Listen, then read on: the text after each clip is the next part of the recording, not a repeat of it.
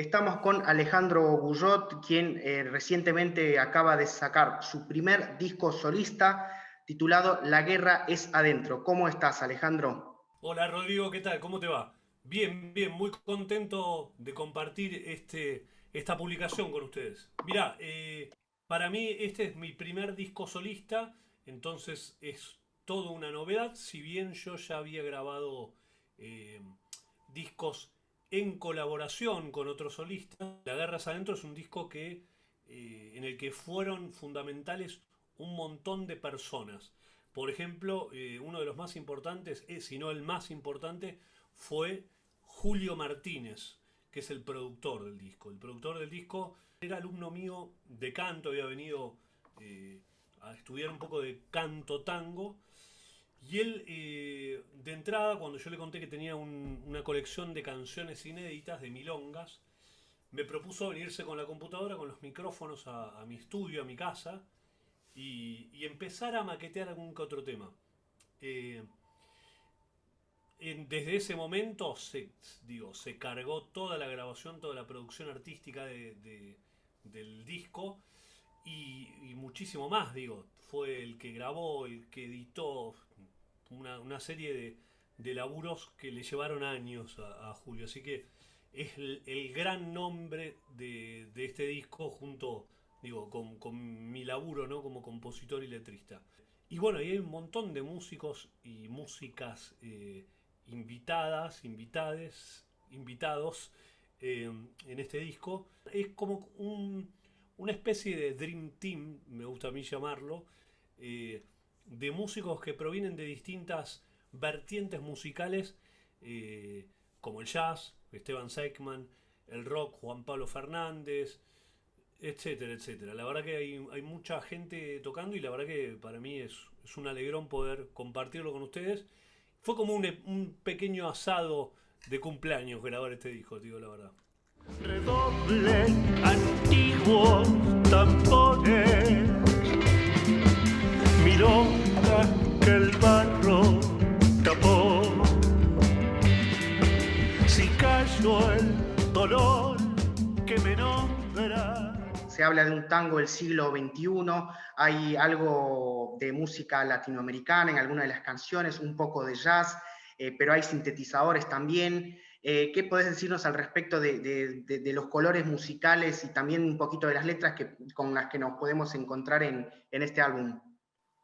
Mirá, La Guerra Adentro eh, está conformado casi en su completitud. La mayoría de las canciones tienen algo de milonga, tienen bordoneo de la milonga y ese 3-3-2 que lo sostiene, que también fue justamente una rítmica que tomó Piazzolla, pero que ya está presente en el tango, ¿no? Entonces hay muchos bordoneos de milonga que sin embargo toman su propia derivación armónica según los caprichos que va necesitando la canción y los que va sugiriendo la poesía. Y creo que la poesía tiene algo de un tono confesional de alguna manera. Están escritas en su mayor parte en primera persona. Y creo que mi voz, yo aunque cante el arroz con leche, suena tanguero. Hay un claje inevitable en el tango, porque yo provengo del tango, soy cantor de tango, canté en una orquesta que se llama El Arranque, fui el primer cantor de Arranque, también astillero, pero sobre todo soy el cantor de Bombay, Buenos Aires, que se llamó, digamos, durante 20 años 34 puñaladas. También Sofía Viola tiene una voz que en Sangre Negra de los Corazones, que es una especie de marinera peruana medio psicodélica, eh, latinoamericaniza un poco eh, la sonoridad de esa canción, pero qué sé yo, también está la guitarra de Juan Pablo Fernández, que es una guitarra netamente rockera. Entonces, creo que hay esto, es una mezcla. Yo las pienso a las canciones como milongas eléctricas, que tiene una referencia inevitable a Citarrosa, pero también alguna sonoridad medio Tata Cedroniana, alguna cosa medio yupanqui. Y también, sin dudas, algo quizás del Indio Solari o de Vitor Ramil, un cantautor del sur de Brasil, que mixtura justamente las milongas con una sonoridad más rockera o pop, ¿no? Ahora, Alejandro, poniéndonos un poco en el lugar de quien completa la obra, ¿no? Del receptor, de quien escucha las canciones, eh, digamos, flasheando un poco, ¿qué nos dirías? ¿En qué momento del día crees que es el momento óptimo para escuchar el conjunto de las canciones de este tu último álbum? ¿Y en qué lugar te gustaría que esté ubicado, para quienes todavía nos gusta ir de vez en cuando a las disquerías, entre las bateas de los locales de música? Mira, está buenísima. Todas las preguntas que me están haciendo, la verdad que están buenísimas. No sé si estoy contestando todas, pero bueno, mira, un amigo mío que se llama Diego Antico, que es guitarrista, compositor, cantautor también, que fue guitarrista del grupo que se llama Barsut, un grupo de guitarras. eh, Me dice, es ideal este disco para escucharlo al atardecer, a la hora del vermut. Entonces lo acepté, yo creo que comparto esa idea. Ahora, ¿dónde buscarlo? En las bateas de las pocas disquerías que van quedando en Buenos Aires. Yo creo que va a estar ubicado indefectiblemente en la de tango, pero si no en la de músicas urbanas, si es que existe esa batea. O también, ¿quién te dice la de rock? Así que, bueno, va a ser un lindo desafío ir a buscarlo a la disquería y ver en dónde está. Hay un pozo adentro de tu sueño, la condena de vivir así. Hay un grito hundido en el silencio. ¿Cómo te llevas con los purismos, ¿no? Porque cuando se habla de géneros también pasa eso.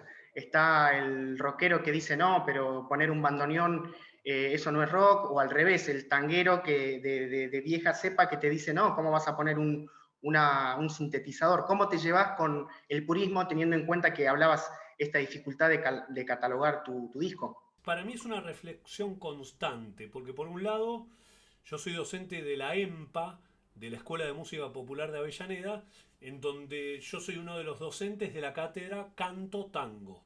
Entonces, en mi materia, yo tengo la misión de sumergir al alumno o a la alumna que venga a cursar la materia, Canto Tango 1, 2, 3 y 4, dentro del lenguaje del canto tango, no solo dentro del lenguaje en lo que hace a lo técnico interpretativo, sino también en la atmósfera poética, en la idiosincrasia, digamos, en lo que es el universo tanguero, que en su momento en Argentina era el aire que se respiraba, hasta quizás avanzada la década del 50 e incluso de los 60. Pero si nos ponemos a pensar, el tango nace de esa mezcla milagrosa, como decía Discépolo, que se da en Buenos Aires, que acontece en el aglutinarse, en el amontonamiento, en esa melange que tiene lugar en el conventillo, en los patios del conventillo, en donde fueron a parar el gallego, el tano, el polaco, judío, el afro, el descendiente de pueblos americanos, que daba un resultado que era una bomba musical, que era esta mezcla entre milonga. El tango nace de eso, entonces es muy difícil, ¿viste? Trabajar géneros musicales desde un purismo, porque bueno, ¿dónde trazás la raya? ¿Hasta dónde qué es? ¿Piazzolla? ¿O no? ¿Piazzolla ya no es tango? Este tango del siglo XXI retoma esa lírica, retoma esas ideas, o busca, además de señalar el sentirse marginado y ese tipo de temáticas, busca también cambiar las cosas. hay una cierta melancolía que atañe, que casi es eh, contagiada por ósmosis, por el contacto directo con, con la ciudad, con el paisaje urbano, con el clima, con el clima político, económico, con las sucesivas y reiteradas crisis económicas que devienen crisis políticas, con las decepciones. Me parece que eso hoy por hoy en el tango del siglo XXI también está presente. También, digo, se han incorporado nuevas maneras de metaforizar, nuevas miradas con respecto a la ciudad, porque la ciudad cambió, la ciudad a la que nosotros le cantamos o de la que pretendemos adueñarnos de un cacho de la ciudad del siglo XXI, ya no es la misma que la Buenos Aires querida de Carlitos Gardel,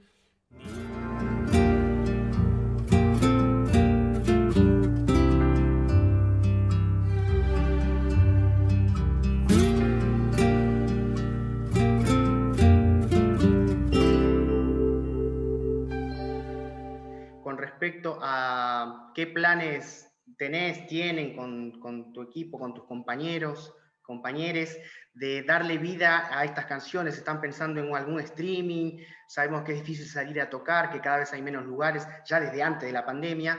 ¿Cómo planean que estas canciones sean tocadas en vivo? Mirá, en principio, como vos decís, está este disco signado, digo, la salida del disco está signado por la pandemia, la culminación del disco La Guerra es Adentro estuvo signado por la pandemia porque nosotros alcanzamos a grabar a casi todos los músicos, a casi todas las cantoras, a casi todos los participantes y las participantes que aportaron justamente su laburo musical al disco antes del cierre digamos, de la cuarentena, de la declaración de la cuarentena. ¿Qué pasa? Los músicos son todos invitados, no es que hay una banda estable. Entonces, a partir de ahora, vamos a ver en la medida de las posibilidades, en las medidas, digamos, de que se vaya combatiendo con la vacuna y los antídotos que encontremos para el coronavirus, vamos a ir armando la banda y nos vamos a ir metiendo en sala de ensayo para poder justamente poder llevarlo al vivo a las salas en cuanto se habilite esa posibilidad. Así que bueno, es todo una incógnita. Por ahora, la guerra sigue siendo adentro. Muchas gracias por tu tiempo, Alejandro. Bueno, esperemos y estaremos atentos, atentas a cuando se puedan difundir y tocar, ejecutar estas canciones en vivo. Te mando un abrazo y hasta pronto. Bueno, muchísimas gracias, Rodrigo. Un abrazo para todos y quedamos a la parla y pueden escuchar La Guerra es Adentro en YouTube, en Spotify, en redes sociales y dentro de poco, porque me acaba de llegar, lo van a poder adquirir en formato CD.